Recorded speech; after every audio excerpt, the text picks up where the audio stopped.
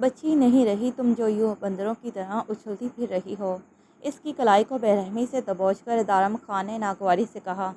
اس تذلیل پر اس معصوم کی نیلی آنکھیں آنسو بہانے لگیں۔ وہ تو اپنے چھوٹے چھوٹے بھتیجی اور بھانجوں کے کہنے پر 14 اگست کی آزادی کا جشن منانے کے لیے انہیں قریبی پارک میں لے کر گئی تھی۔ اب اس کو کیا پتا تھا کہ وہاں دارم خان کا دشمن اسے یوں بنا پردے کے دیکھ لے گا۔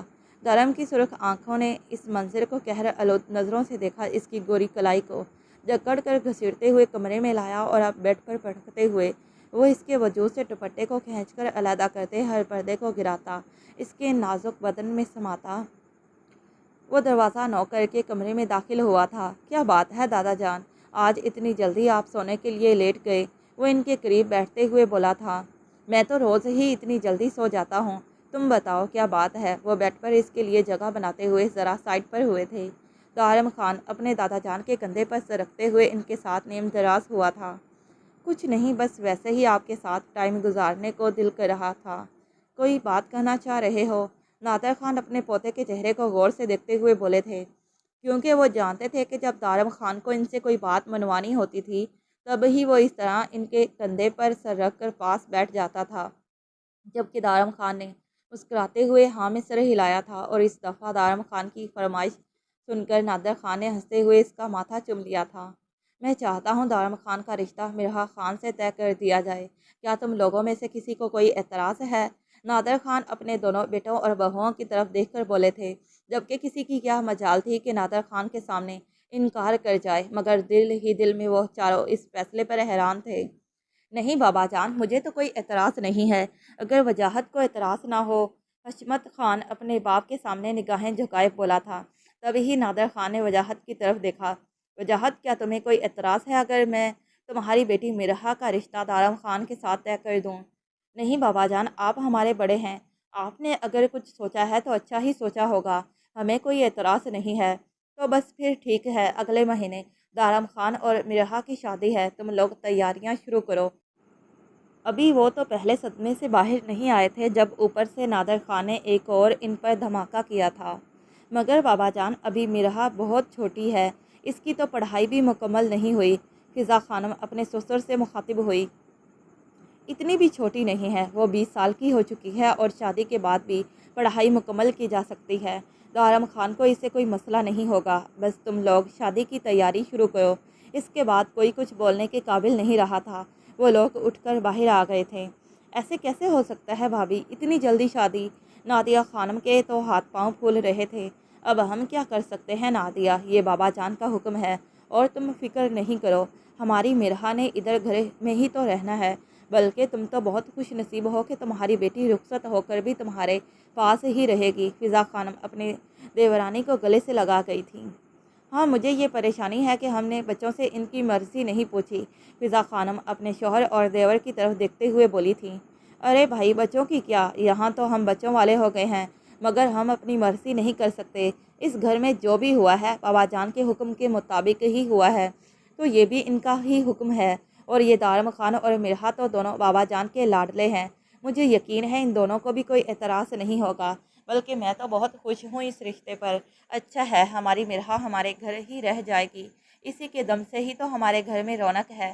اگر ہم اس کی شادی کہیں اور کر دیتے تو ہمارے پاس پیچھے کیا بچنا تھا؟ وہ کھڑوس! حشمت خان ہنستے ہوئے صوفے پر بیٹھ گئے تھے۔ اپنے بیٹے کے بارے میں ایسے الفاظ استعمال کرنے پر سب لوگ ہی ہنس پڑے تھے، کیونکہ حشمت خان دارم خان سے ہمیشہ ہی نالا رہتے تھے۔ حشمت خان اور وجاہت خان دونوں ہی بڑے خوش مزاج تھے، جبکہ دارم خان مزاج میں اپنے دادا پر گیا تھا۔ مزاج میں ہی کیا، وہ تو اپنے دادا کے پر تو تھا، جبکہ نادر خان کی تو دارم خان میں جان بستی تھی۔ دارم خان اپنے ماں باپ سے زیادہ اپنے دادا جان کے قریب تھا، اور یہی وجہ تھی کہ بچپن سے لے کر اب تک وہ اپنی چھوٹی بڑی ہر خواہش اپنے دادا جان کو بتاتا تھا، اور دادا جان تو اس کی ہر خواہش کو پورا کرنا اپنا فرض سمجھتے تھے۔ ادھر دارم خان کے منہ سے کوئی بات نکلی نہیں اور ادھر وہ اس کی ہر خواہش پوری کر دیتے تھے۔ حشمت خان کو لگتا تھا کہ بابا جان کے بیجا لاڈ پیار نے دارم خان کو بگاڑ کر رکھ دیا ہے، جبکہ نادر خان کہتے تھے کہ نہیں، یہ میرا شیر بیٹا ہے اور شیر ایسے ہی ہوتے ہیں، تم خواہ میرے بیٹے سے جلتے ہو۔ جبکہ حشمت خان باپ کی اس بات پر ہمیشہ پہلو بدل کر رہ جاتے تھے۔ نادر خان کے 2 بیٹے تھے، حشمت خان اور وجاہت خان۔ حشمت خان کی شادی فضا خانم سے ہوئی تھی جو کہ ان کی چچا زاد تھی، جبکہ وجاہت خان کی اپنی خالہ زاد نادیہ خانم کے ساتھ شادی ہوئی تھی۔ حشمت خان کا ایک ہی بیٹا تھا دارم خان، اور وجاہت خان کی 3 بیٹیاں تھیں۔ بڑی بیٹی نائمہ خان، اس سے چھوٹی عائرہ خانم، جبکہ سب سے چھوٹی اور لاڈلی مرحا خانم تھی۔ عائرہ اور نائمہ دونوں کی شادیاں ہو چکی تھیں، جبکہ ان کے بچے بھی تھے۔ مرحا ابھی چھوٹی تھی، وہ ابھی پڑھ رہی تھی۔ دارم خان کی عمر 28 سال تھی، جبکہ مرحا کی عمر صرف 20 سال تھی۔ وہ اس سے 8 سال چھوٹی تھی۔ ان کی عمروں کے ساتھ ساتھ ان کے مزاج اور شوق بھی ایک دوسرے سے بالکل نہیں ملتے تھے۔ مرحا خان شوخ و چنچل سی لڑکی تھی، ہر وقت ہنسنے ہنسانے والی، ہر وقت گھر میں کہکے لگاتی پھرتی تھی۔ اس کی بڑی 2 بہنوں کی شادی ہو چکی تھی، تو پیچھے پورے گھر کا وہ واحد بچہ تھی، اور سب کے لاڈ پیار نے اسے کبھی بڑا ہونے ہی نہیں دیا تھا۔ جبکہ دارم خان ایک میچور اور سنجیدہ مزاج قسم کا لڑکا تھا۔ اب دادا جان نے ان دونوں کا رشتہ طے کر دیا تھا۔ گھر والے دل ہی دل میں پریشان تھے کہ دارم اور مرحا کا آپس میں نباہ کیسے ہوگا، مگر بابا جان کے حکم کے آگے وہ کچھ بول بھی نہیں سکتے تھے۔ گھر میں شادی کی تیاریاں شروع ہو چکی تھیں، جبکہ مرحا تو اپنی شادی کا سن کر رونے لگ گئی تھی، کیونکہ اتنی جلدی وہ شادی نہیں کرنا چاہتی تھی۔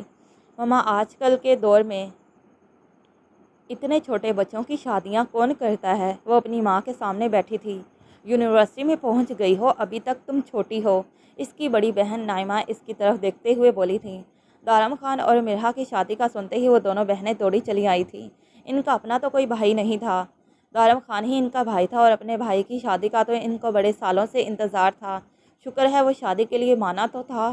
ہاں تو ابھی یونیورسٹی کے میرے 3 سال رہتے ہیں، اتنی جلدی آپ لوگ میرے ساتھ اتنی بڑی زیادتی کیسے کر سکتے ہیں؟ مجھے ابھی پڑھنا تھا بہت سارا۔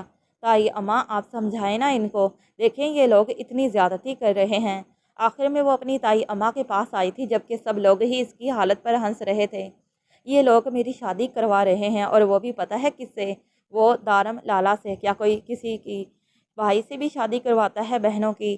اور پھر وہ تو مجھے کچا چبا جائیں گے۔ پلیز نا تائی اماں، مجھے نہیں کرنی شادی۔ وہ منہ بسورتی ہوئی فضا خانم کے کندھے سے لگ گئی تھی، جبکہ ان کے سمیت سب خواتین ہنسنے لگی تھیں۔ کوئی بات نہیں بیٹا، شادی سے پہلے سب بہن بھائی ہوتے ہیں، اور یہ تمہارے دادا جان کا فیصلہ ہے۔ اب ہم تو ان کے آگے بول نہیں سکتے، اس لیے اگر تمہیں کوئی بات کرنی ہے تو اپنے دادا جان سے جا کے کرو۔ فضا خانم نے اسے ہری جھنڈی دکھا دی تھی۔ بس کرو مرحا، تم یہ رونا دھونا بہت ہو گیا، بچپنا۔ آئندہ میں تمہارے منہ سے ایسی کوئی بات نہ سنوں۔ نادیہ خان مرحا پر اچھا خاصا غصہ ہوئی تھی۔ کیا کر رہی ہو نادیہ؟ بچی ہے، اور اب تو خبردار، جو کسی نے میری مرحا کو کچھ کہا تو۔ فضا خانم مرحا کو اپنے سینے سے لگا کر لاڈ سے بولی تھی۔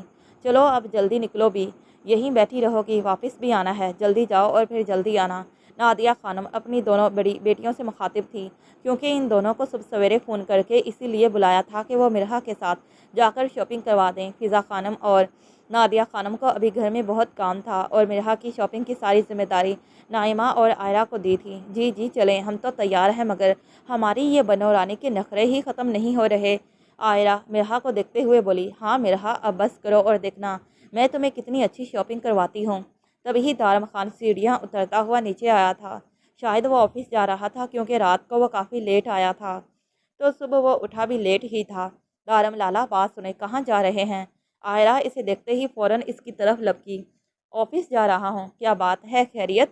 جی جی خیریت ہے، وہ آپ کی دلہن کو شاپنگ کروانی ہے تو آپ اپنا کارڈ دیں، کیونکہ آپ کی دلہن کی شاپنگ تو آپ کے پیسوں سے ہی ہوگی نا۔ وہ شرارت سے دارم کے سامنے ہاتھ پھیلا گئی تھی۔ نادیہ خانم اسے آنکھوں ہی آنکھوں میں اشارے سے منع کر رہی تھی، مگر وہ بھی عائرہ تھی، اپنے نام کی ایک جو سوچ لیتی وہی کرتی تھی۔ جبکہ دارم نے ہنستے ہوئے اپنا کارڈ نکال کر اس کے ہاتھ پر رکھا۔ صرف دلہن کی ہی کیوں، تمہارے لالا کی شادی ہے تو تم دونوں کی شاپنگ بھی میری طرف سے۔ وہ دونوں یہ جملہ سن کر حیران ہو گئیں۔ دارم انہیں کارڈ تھماتا ہوا باہر نکل گیا، جبکہ عائرہ اور نائمہ نے مل کر نعرہ لگایا، دارم لالا زندہ باد۔ مرحا خان، جو اپنی شادی کا سن کر رو رہی تھی، اب شادی کی تیاریوں میں زور و شور سے حصہ لے رہی تھی۔ اس نے اپنی شادی کی ساری شاپنگ، تینوں فنکشنز کے لہنگے اپنی مرضی سے بنوائے تھے، یہاں تک کہ وینیو بھی اس نے اپنی پسند کا ہی تیار کروایا تھا۔ ایک ایک چیز کو وہ بڑی باریکی سے دیکھ رہی تھی اور ہر چیز میں اپنی مرضی کروا رہی تھی۔ گھر کی ساری خواتین اس کی اس حرکت پر حیران تھیں۔ نادیہ خانم اسے کتنی دفعہ ڈانٹ بھی چکی تھی، کیونکہ وہ منہ پھاڑ کر اپنے بابا اور تایا جان کے سامنے ایسے فرمائشیں کر رہی تھی جیسے اس کی نہیں کسی اور کی شادی ہو۔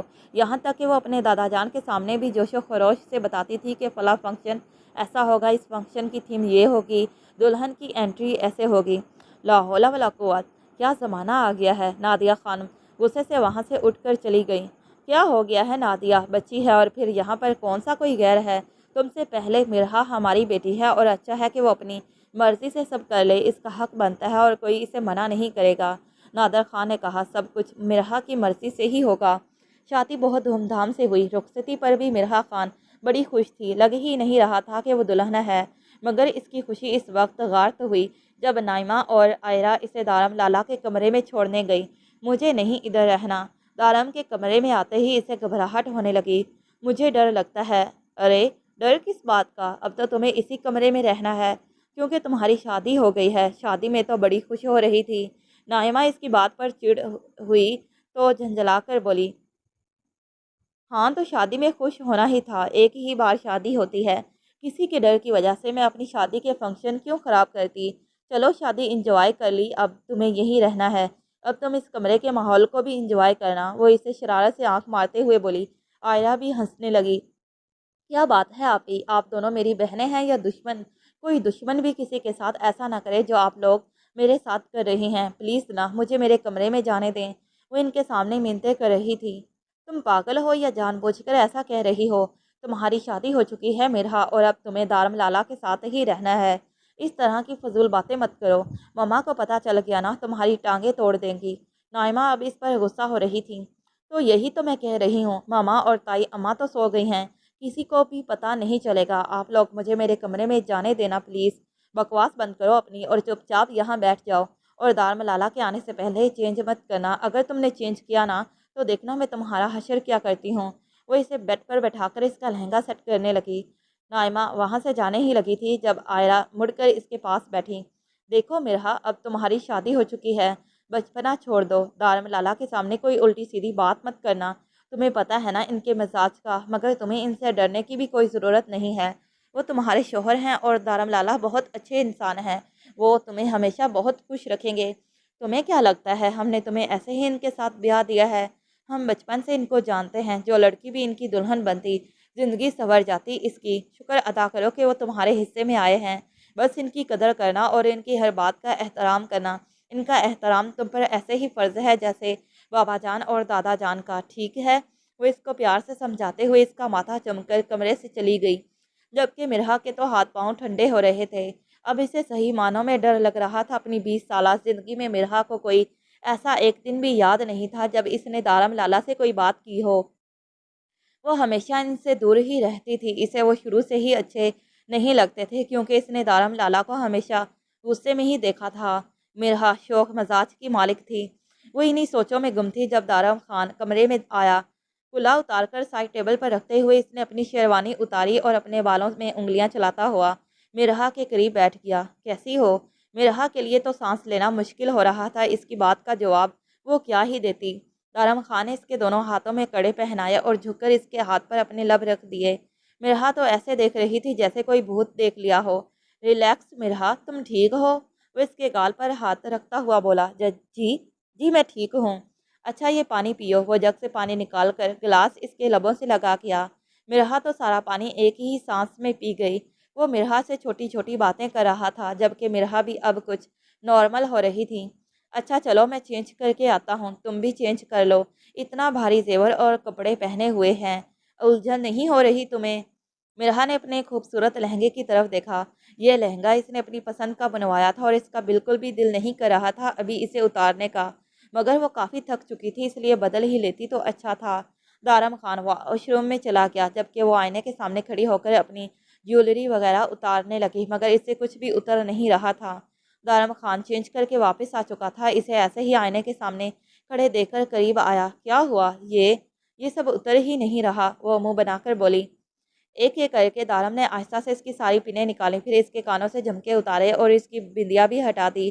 اگر دارم اس کی مدد نہ کرتا تو وہ ساری رات اپنے لہنگے سے ہی الجھتی رہتی۔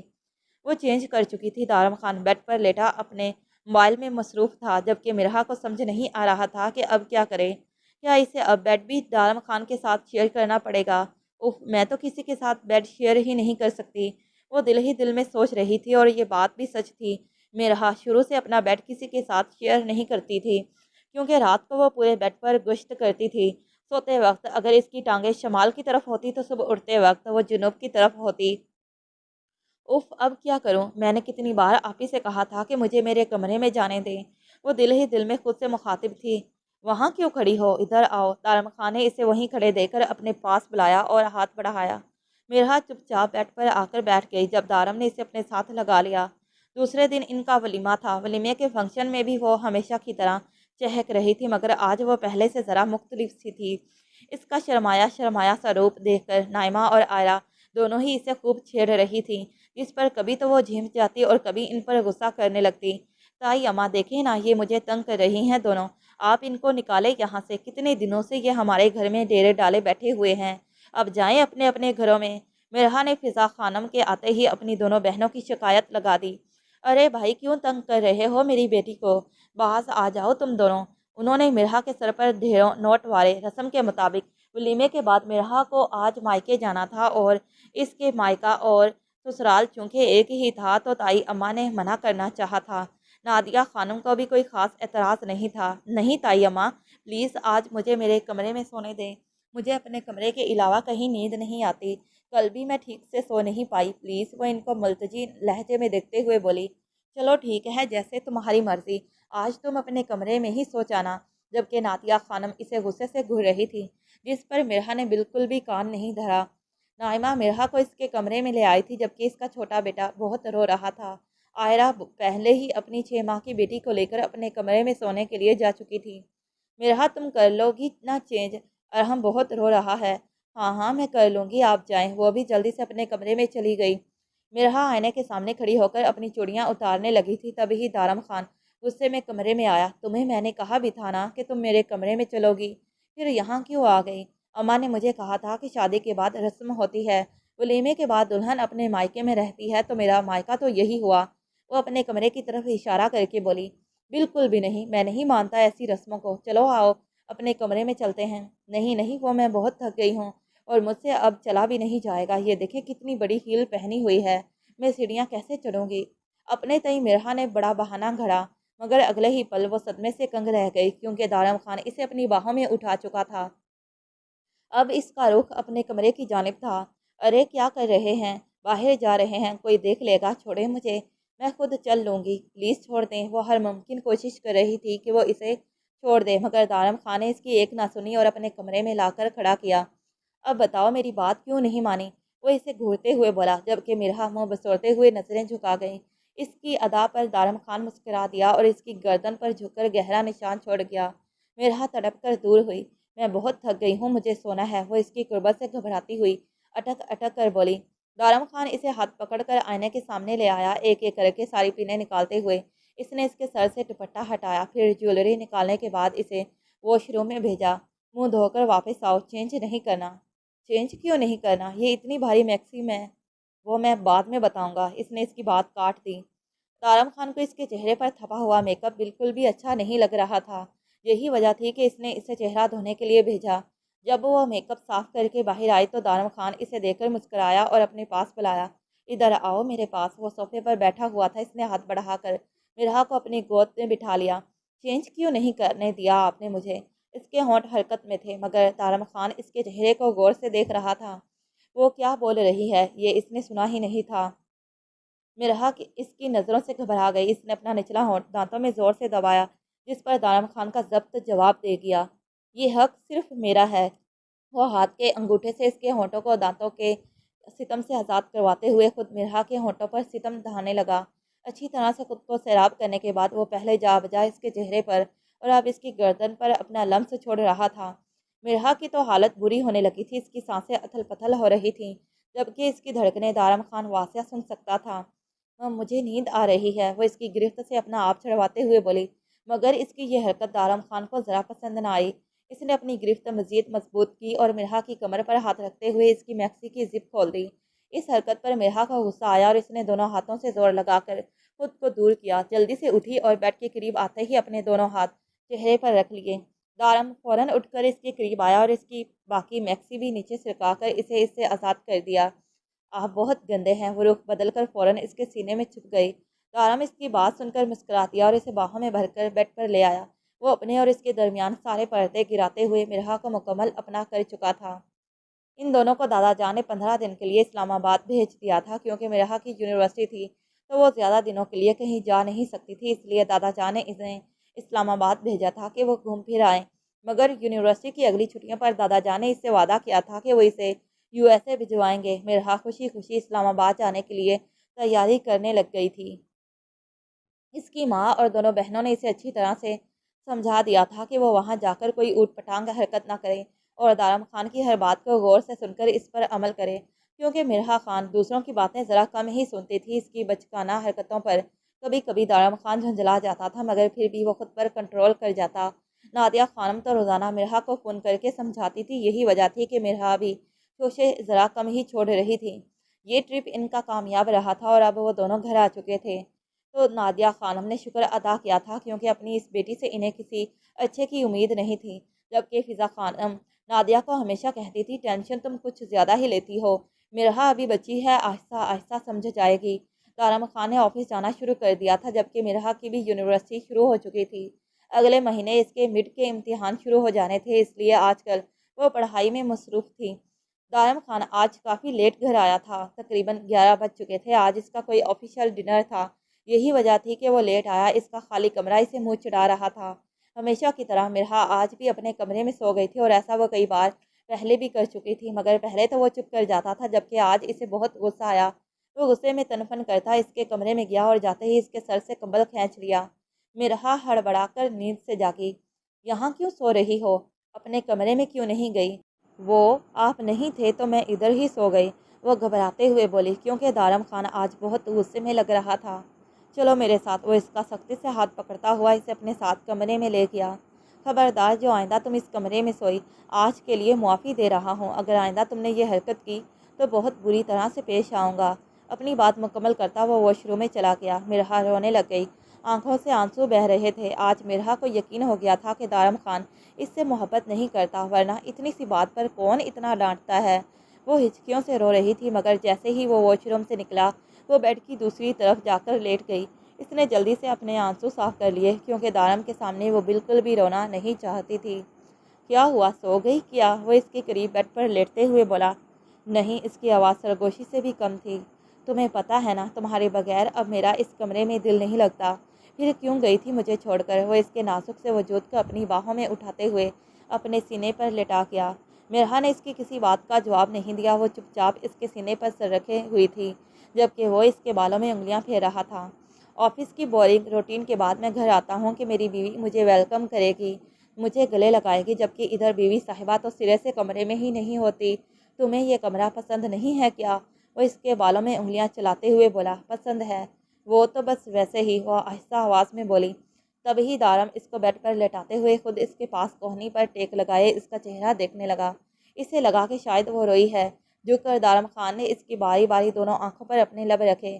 مرحا کو لگا کہ وہ سوری کرے گا، کیونکہ اس نے اس کا بازو اتنی زور سے پکڑا تھا کہ ابھی تک اس کی کلائی میں درد تھا۔ اگر وہ غور کرتی تو محسوس ہوتا کہ اس کے ہر لمس میں اس کے لیے پیغام تھا۔ وہ لفظوں کی بجائے عمل سے سوری کر رہا تھا، مگر یہ سب اس کی ننھی عقل سمجھنے سے قاصر تھی۔ دارم خان سوری کرنے کی بجائے سو چکا تھا، اور مرحا دل ہی دل میں اس سے سخت ناراض ہو چکی تھی، جبکہ دارم خان کو اس کی ناراضگی کا علم ہی نہیں تھا۔ اس دن اتوار تھا اور وہ دونوں ہی گھر پر تھے۔ دارم خان ناشتے کے بعد دادا جان کے پاس چلا گیا، جبکہ وہ اپنے کمرے میں آ گئی۔ ملازمہ کمرے کی صفائی کرنے آئی، مگر اس نے منع کر دیا، کیونکہ وہ اپنی ایک ضروری اسائنمنٹ بنا رہی تھی، اس لیے اس نے کہا پھر آ کر صفائی کر لینا، ابھی ڈسٹرب نہ کرو۔ ملازمہ چپ چاپ چلی گئی۔ اسائنمنٹ مکمل کرنے کے بعد وہ مووی دیکھ رہی تھی اور ساتھ سنیکس بھی انجوائے کر رہی تھی۔ تبھی ہی دارم خان کمرے میں آیا۔ یہ کیا ہو رہا ہے؟ وہ کمرے کی حالت دیکھ کر حیران رہ گیا۔ آج تک اس کا کمرہ ایسی حالت میں نہیں ہوا تھا۔ پہلے تو دارم کے جانے کے فوراً بعد ملازمہ آ کر کمرے کی صفائی کر دیتی تھی، مگر آج مرحا نے منع کر دیا تھا۔ دارم خان کے لیے کمرے کی یہ حالت ناقابل برداشت تھی۔ وہ تو اپنی ایک چیز بھی ادھر سے ادھر برداشت نہیں کرتا تھا، جبکہ اس وقت اس کا کمرہ کم اور کباڑ خانہ زیادہ لگ رہا تھا۔ جگہ جگہ مرحا نے کاغذ مروڑ کر پھینک رکھے تھے، صوفے پر اس کے کپڑے اور تولیے بکھرے ہوئے تھے، ایک جوتا کہیں تھا جبکہ دوسرا کہیں اور، بیڈ کے نیچے اور اوپر چاکلیٹ چپس کے ریپر پڑے تھے۔ یہ کیا حالت بنا رکھی ہے تم نے کمرے کی مرحا؟ کیا ایسے بیٹھتے ہیں بیڈ پر؟ کب عقل آئے گی تمہیں؟ کوئی تمہیں دیکھ کر کہہ سکتا ہے کہ تم یونیورسٹی کی اسٹوڈنٹ ہو؟ اٹھو اور جلدی سے صفائی کرو۔ دارم خان خود نیچے سے سارے کاغذ اٹھانے لگا۔ پہلے بھی 2-3 دفعہ وہ ایسے ہی میس پھیلانے پر مرحا کو ڈانٹ چکا تھا، مگر مرحا نے اس کی کسی بات کو سنجیدگی سے نہیں لیا تھا۔ شادی کے بعد دارم خان اسے کئی بار ڈانٹ چکا تھا، جبکہ مرحا سے آج تک کسی نے اس لہجے میں بات نہیں کی تھی۔ مرحا نے اپنا لیپ ٹاپ سائڈ ٹیبل پر رکھا، سارے چارجر اکٹھے کر کے اوپر رکھے اور صوفے سے کپڑے اٹھا کر ایسے ہی چینجنگ روم کی کرسی پر ڈال دیے، کیونکہ اس سے زیادہ اسے کچھ آتا نہیں تھا۔ جب وہ بیڈ کی چادر سیدھی کرنے لگی، جو اس سے بالکل بھی نہیں ہو رہی تھی، اس نے تو کبھی اپنا تکیہ تک سیدھا نہیں رکھا تھا، یہ اتنی بڑی چادر تو بہت دور کی بات تھی۔ دارم خان سارے کاغذ ڈسٹ بن میں ڈالنے کے بعد اس کا لیپ ٹاپ اور چارجر دراز میں رکھ رہا تھا، نوٹ بکس اور کتابیں شیلف میں رکھ رہا تھا، مگر مرحا ابھی تک چادر سیدھی نہیں کر پائی تھی۔ کوئی کام تمہیں ڈھنگ سے آتا بھی ہے؟ اس نے اس کے ہاتھ سے چادر لے کر خود طے کر کے سیٹ کی۔ ادھر سے پکڑ کر سیدھی کرو۔ اس نے مرحا کو دوسری طرف بھیجا، مگر کبھی وہ زیادہ کھینچ دیتی تو کبھی اس سے سلوٹیں سیدھی نہیں ہو پا رہی تھیں۔ تم پاگل ہو، اتنا سا کام نہیں ہو رہا تم سے؟ پیچھے ہٹو، میں خود کر لوں گا۔ وہ اسے بری طرح جھڑکتے ہوئے خود چادر سیٹ کرنے لگا۔ مرحا روتی ہوئی کمرے سے باہر چلی گئی۔ وہ ٹیرس پر بیٹھ کر کافی دیر تک روتی رہی، مگر پھر جلدی سے اپنے آنسو صاف کر کے نیچے لان میں چلی گئی، کیونکہ اس وقت وہ کسی کا سامنا نہیں کرنا چاہتی تھی، اور اب تو یہ معمول ہی بن چکا تھا۔ دارم خان اسے آئے دن کسی نہ کسی بات پر ڈانٹ دیا کرتا تھا۔ مرحا ہر ممکن کوشش کرتی کہ اس سے کوئی غلطی نہ ہو، مگر پھر بھی اس سے کوئی نہ کوئی غلطی ہو ہی جاتی اور دارم خان اس پر چڑھ دوڑتا۔ اپنی طرف سے تو دارم خان مرحا کو سمجھاتا تھا، مگر اس کا طریقہ بہت غلط تھا۔ مرحا خان بچپن سے ہی بڑی لاڈلی تھی، اسے کبھی کسی نے اونچی آواز میں بات تک نہ کی تھی، جبکہ دارم خان اسے بری طرح سے جھڑک دیتا تھا۔ مرحا ایک نازک کلی کی مانند تھی، جسے انجانے میں شاید دارم خان نے مسل کر رکھ دیا تھا، کیونکہ اب وہ پہلے جیسی نہیں رہی تھی۔ وہ چپ چپ رہنے لگی تھی، یا تو وہ اپنے کمرے میں ہی رہتی یا پھر کبھی کبھار اٹھ کر لان میں چلی جاتی۔ اب وہ پہلے کی طرح شرارتیں بھی نہیں کرتی تھی۔ دادا جان نے اس کے اس رویے کو نوٹ کیا تھا، اور ان کے لاکھ پوچھنے پر بھی مرحا نے ان کو کوئی بات نہیں بتائی تھی۔ پھر دادا جان نے دارم خان کو بلا کر اسے کافی سمجھایا تھا کہ مرحا ابھی چھوٹی بچی ہے، اور سب کے لاڈ پیار نے اسے بڑا ہونے ہی نہیں دیا، اس لیے تم اس کا خیال رکھا کرو۔ دادا جان کو لگ رہا تھا کہ شادی کے بعد مرحا خوش رہنے کی بجائے اداس رہنے لگی ہے، جبکہ نادیہ خانم تو خوش ہو رہی تھی کہ اچھا ہے، ان کی بیٹی بھی ذرا سنجیدہ ہوئی۔ اس دن فضا خانم اور نادیہ خانم اپنے کسی عزیز کی طرف گئی ہوئی تھیں۔ مرحا یونیورسٹی سے واپس آ کر ٹی وی دیکھ رہی تھی، جب دارم خان آفس سے واپس آیا اور اس نے اسے چائے لانے کو کہا۔ گھر میں اس وقت کوئی بھی نہیں تھا، اور مرحا نے تو کبھی چائے بنائی ہی نہیں تھی، مگر پھر یوٹیوب سے ترکیب دیکھ کر جیسے تیسی صحیح وہ بنا کر لے گئی۔ اس دوران اس کا ہاتھ بھی بری طرح جل گیا تھا، اور وہ جو ذرا سا کانٹا چبھنے پر پورا گھر سر پر اٹھا دیتی تھی، اس دن ہاتھ جلنے پر بھی بالکل چپ تھی، بلکہ اس نے تو کچھ لگایا بھی نہیں تھا۔ جیسے ہی دارم خان نے چائے کا گھونٹ بھرا، اسے ابکائی آئی۔ یہ کس نے بنائی ہے چائے؟ یہ چائے ہے؟ دارم خان کو غصہ آ گیا تھا۔ وہ میں نے بنائی ہے، گھر میں کوئی تھا نہیں تو میں نے بنا کر لے آئی۔ وہ بڑی مشکل سے الفاظ ادا کر پائی تھی، کیونکہ آنسوؤں کا گولا اس کے حلق میں اٹک گیا تھا۔ وہ بار بار آنکھیں جھپک کر اپنے آنسو پیچھے دھکیلنے کی کوشش کر رہی تھی۔ دارم خان کے سر میں بہت درد تھا، اس لیے وہ آج آفس سے جلدی آ گیا تھا۔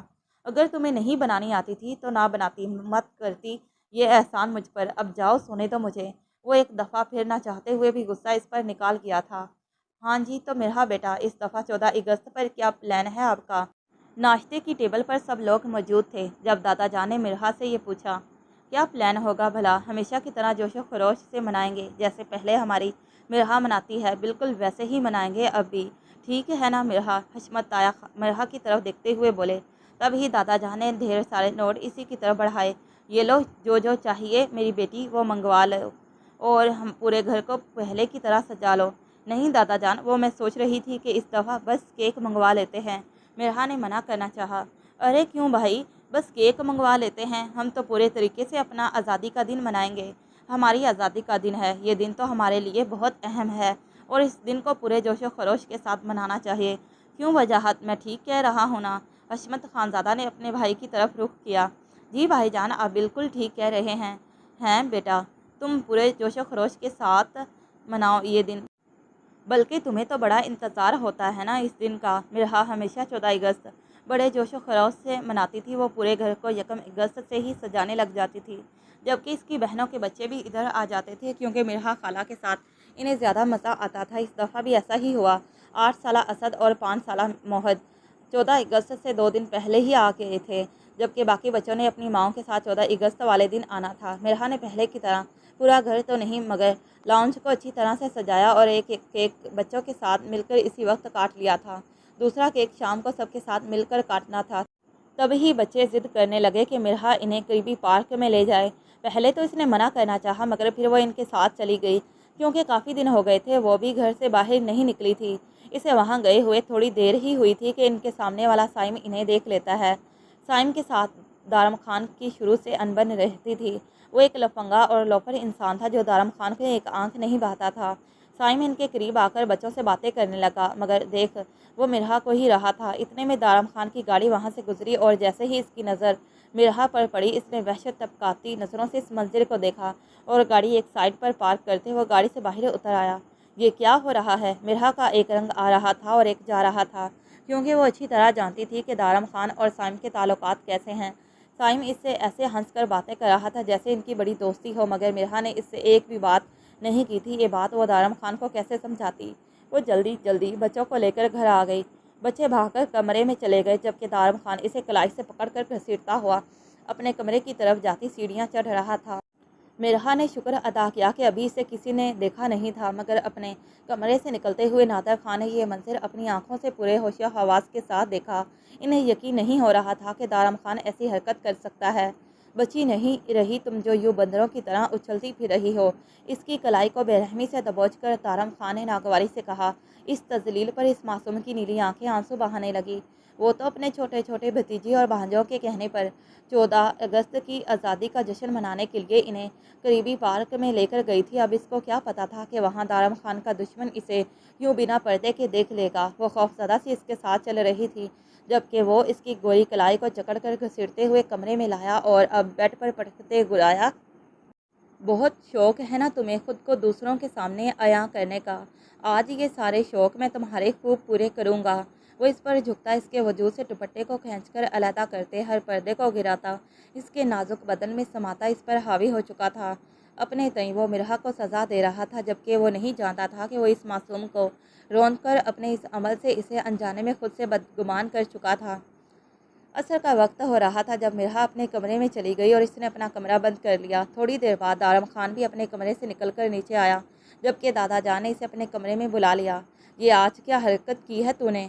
کون سی حرکت دادا جان؟ دارم کو بالکل بھی اندازہ نہیں تھا کہ دادا جان اسے مرحا کو گھسیٹتے ہوئے لے جاتا دیکھ چکے ہیں۔ وہی حرکت جو تم نے مرحا کے ساتھ کی ہے۔ تمہیں کیا لگتا ہے مجھے کچھ نظر نہیں آ رہا؟ تمہارا اس کے ساتھ ہر وقت الجھنا مجھے صاف دکھائی دے رہا ہے دارم۔ تم میرے پوتے ہو، مگر مجھے یقین نہیں آ رہا کہ تم ایک برے شوہر ثابت ہوگے۔ کیا مطلب دادا جان؟ مجھے سمجھ نہیں آ رہی، کیونکہ دادا جان نے آج تک اس سے اس طرح بات نہیں کی تھی۔ تمہاری خواہش پر میں نے اپنی پھول جیسی بچی تمہارے حوالے کی۔ مجھے یقین تھا کہ تم اسے سنبھال لوگے، مگر تم نے تو اسے مسل کر رکھ دیا ہے۔ تم نے مجھے شرمندہ کیا ہے، مجھے اپنے فیصلے پر پچھتاوا ہو رہا ہے۔ مجھے تمہاری بات مان کر مرحا کی شادی تم سے بالکل بھی نہیں کرنی چاہیے تھی۔ بہت بری طرح شرمندہ کیا ہے تم نے۔ وہ ہمارے گھر کی ہنستی کھیلتی بچی تھی اور اب دیکھو وہ کیسے مرجھا گئی ہے۔ دادا جان، وہ باہر پارک میں اکیلی گھوم رہی تھی اور وہ سامنے والا لوفر سائم آ گیا تھا۔ مجھے بالکل بھی اچھا نہیں لگا، اسی وجہ سے میں اس پر غصہ ہوا ہوں۔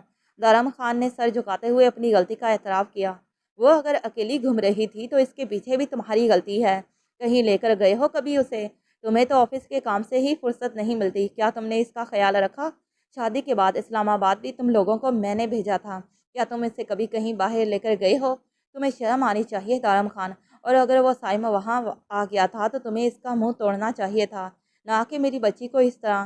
نادر خان غصے سے دارم خان کی طرف سے منہ موڑ گئے۔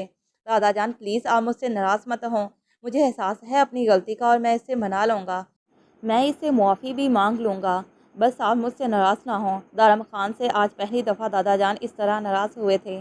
میری بات یاد رکھنا دارم خان، بیویاں پاؤں کی جوتی نہیں سر کا تاج ہوتی ہیں، ان پر رعب اور غصہ دکھانا مردانگی نہیں ہوتا، بلکہ یہ ایک کمزور مرد کی نشانی ہے۔ اصل مرد وہ ہوتا ہے جس کی بیوی اس سے خوش ہو، اور مرحا کے چہرے پر مجھے ایک دن بھی وہ خوشی نظر نہیں آئی جو تمہاری طرف سے اسے ملی ہو۔ ڈانٹ کر اپنی مردانگی مت دکھاؤ، مجھے تم پر مان تھا، تم نے میرا مان توڑا ہے۔ تم نے وجاہت خان کے سامنے میرا سر جھکا دیا ہے، بلکہ حشمت خان کے سامنے بھی، کیونکہ میرے ہی لاڈ نے تجھے بگاڑ دیا ہے۔ نہیں دادا جان، آپ ایسی بات مت کہیں۔ وہ اٹھ کر نادر خان کے قدموں میں بیٹھ گیا۔ آپ جیسے کہیں گے میں ویسے ہی کروں گا، میں آپ کو کبھی شرمندہ نہیں ہونے دے سکتا۔ انجانے میں مجھ سے غلطی ہوئی، مگر مجھے اپنی غلطی کا احساس ہے۔ بس وہ صائم کو دیکھ کر مجھے بہت غصہ آ گیا تھا، میں نے اپنا غصہ غلط جگہ پر نکال دیا، مجھے معاف کر دیں۔ معافی مجھ سے نہیں، اس سے مانگو جس کے ساتھ تم نے زیادتی کی ہے، اور مجھے میری پہلے جیسی ہنستی کھیلتی مرحا واپس چاہیے۔ اگر تم کامیاب نہ ہو سکے تو یاد رکھنا میں کوئی سخت فیصلہ لینے پر مجبور ہو جاؤں گا۔ جا سکتے ہو اب تم۔ دارم خان دادا جان کے کمرے سے نکل کر سیدھا مرحا کے کمرے میں آیا۔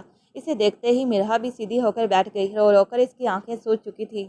آئی ایم سوری مرحا، میں نے بہت غلط کیا تمہارے ساتھ، مجھے ایسا نہیں کرنا چاہیے تھا۔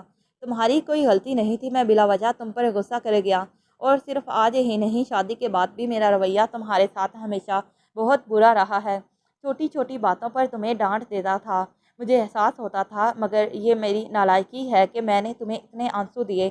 اب میرا وعدہ ہے کہ میں اپنے ہر ایک آنسو کا مداوع کروں گا، اور آئندہ تمہاری آنکھوں میں کبھی آنسو نہیں آنے دوں گا۔ مرحا کی آنکھیں پھر سے بھیگنے لگیں۔ دارم نے جھک کر اس کی پلکوں سے آنسو چن لیے۔ بس اب نہیں رونا، وہ اسے اپنے سینے سے لگا گیا۔ اچھا اب جلدی سے تیار ہو جاؤ، سب گھر والے جمع ہونے والے ہیں، کیک بھی تو کاٹنا ہے۔ مرحا جلدی سے تیار ہو گئی۔ سب گھر والوں نے مل کر کیک کاٹا، کافی ہلا گلا کیا۔ دارم خان اپنے کمرے میں چلا گیا۔ بچوں کے ساتھ مرحا کافی مصروف رہی، اس لیے نہ چاہتے ہوئے بھی اسے کافی دیر ہو گئی۔ وہ رات 10 بجے کمرے میں آئی، اور آتے ہی جو اس نے دیکھا وہ حیران رہ گئی۔ کمرہ خوبصورتی سے سجا ہوا تھا، اور بیڈ پر ایک خوبصورت سا گفٹ رکھا تھا۔ مرحا حیرانی سے پورے کمرے کو دیکھ رہی تھی، جبکہ دارم اس کے سامنے ایک دفعہ پھر کان پکڑ کر کھڑا ہو گیا۔ ایم سوری مرحا جانی۔ مرحا کی نظر بار بار بیڈ پر پڑے گفٹ پر جا رہی تھی۔ گفٹ کھولنے پر ایک بہت خوبصورت پنک کلر کی میکسی نکلی۔ کیسی لگی، پسند آئی؟ ہاں بہت پیاری ہے، اور پنک کلر تو میرا فیورٹ ہے۔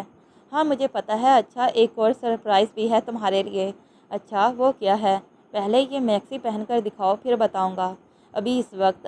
ہاں ابھی، جلدی جاؤ پہن کر آؤ۔ مرحا جلدی سے وہ میکسی پہن کر آ گئی۔ پنک کلر کی میکسی میں وہ بالکل پری لگ رہی تھی۔ اب بتائیں نا وہ سرپرائز کیا ہے؟ ادھر بیٹھو۔ دارم خان اسے بیڈ پر بٹھاتا خود اس کے قدموں میں بیٹھ گیا۔ وہ اسے حیرانی سے دیکھ رہی تھی۔ پتہ ہے دادا جان پچھلے 2 سالوں سے مجھے شادی کے لیے فورس کر رہے تھے، بہت سارے رشتے بھی آ رہے تھے، مگر میں سب کو انکار کر دیتا تھا۔ دادا جان نے کافی دفعہ مجھ سے انکار کی وجہ پوچھی، مگر میں نے نہیں بتائی تھی۔ مجھے ڈر تھا کہ جو مجھے پسند ہے، اگر دادا جان نے اس کے لیے انکار کر دیا تو۔ مرحا جو نگاہیں جھکائے اس کی بات سن رہی تھی، اس بات پر فوراً سے سر اٹھا کر اسے دیکھنے لگی۔ پھر ایک دن میں نے ہمت جمع کر کے دادا جان کے سامنے اپنی خواہش رکھ دی، اور ہمیشہ کی طرح دادا جان نے میرا مان رکھ کر میری خواہش کو پورا کر دیا۔ یوں ہم دونوں کی شادی ہو گئی۔ مرحا کو اس کی بات کی سمجھ نہیں آئی۔ آپ کسے پسند کرتے تھے؟ وہ حیرانی سے پوچھنے لگی۔ جس کے ساتھ شادی ہوئی۔ مرحا کو اپنے کانوں پر یقین نہیں آ رہا تھا۔ ہاں میں نے خود دادا جان کو کہہ کر تم سے شادی کروائی، کیونکہ میں تم سے بہت پیار کرتا ہوں۔ دارم اس کے سامنے سر جھکا گیا۔ مرحا نے آگے جھک کر اس کے دونوں گالوں پر اپنے ہاتھ رکھ دیے۔ یہ خوشی اس کے لیے بہت بڑی تھی کہ وہ دارم خان کی پسند ہے۔ اس نے ہمیشہ یہی سوچا تھا کہ یہ ایک بے جوڑ شادی ہے، کیونکہ کہاں دارم خان ایک نفاست پسند انسان، اور کہاں اول جلول حلیے والی مرحا خان۔ اور آج دارم خان کے منہ سے اپنے لیے محبت کے بارے میں سن کر وہ پچھلی ساری باتیں بھلا چکی تھی۔ مرحا آئی لو یو۔ میں نے آج تک تمہارے ساتھ بہت زیادتی کی ہے، تمہیں بہت ہرٹ کیا ہے، کیا تم مجھے دل سے معاف کر سکتی ہو؟ اتنی پیاری میکسی پہننے کے بعد میں وہ باتیں بھول چکی ہوں، آپ بھی بھول جائیں۔ دارم خان اس کی بات پر کھل کر مسکرا دیا۔ مرحا اٹھ کر آئینے کے سامنے آ کر خود کو دیکھنے لگی۔ خود کو ہی دیکھے جا رہی ہو، جبکہ تمہیں سب سے زیادہ دیکھنے کا حق تو صرف میرا ہے۔ دارم خان نے یہ کہتے پیچھے سے اس کی کمر کو اپنے سینے سے لگا لیا۔ بس مجھے دیکھنے دو خود کو۔ اس نے مرحا کا رخ اپنی طرف کیا، جبکہ مرحا کھلکھلا کر اپنی باہیں اس کے گردن کے گرد ڈال چکی تھی۔ ختم شد۔ تو پیارے ریڈرز، آپ سب کو یہ کہانی کیسی لگی؟ اگر کہانی اچھی لگی ہو تو کائنڈلی ویڈیو کو لائک، شیئر اور چینل کو سبسکرائب کر دیں، اور پھر ملتے ہیں ایک نئے دلچسپ سفر کے ساتھ۔ تب تک کے لیے پیارے ریڈرز، اللہ حافظ، bye bye and take care. Thanks for watching this video.